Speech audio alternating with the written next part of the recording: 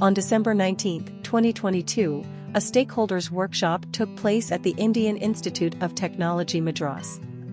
The workshop focused on the theme Novel Technologies for Nutrient Removal or Recovery from Wastewater.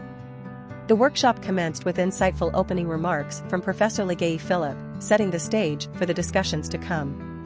The attendees were introduced to the Saraswati project and the importance of best available technologies, or BATs, in effective wastewater management was emphasized by Dr. Marcus Starkel.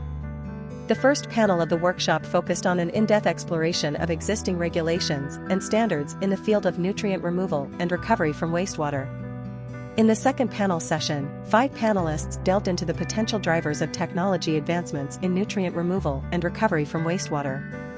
The final panel session of the workshop examined the potential barriers and challenges faced in replicating these novel technologies across the state. The panelists discussed issues such as capital requirements, technology specifications, and the need for setting specific regulatory norms in the Central Public Health and Environmental Engineering Organization (CPHEEO) manual.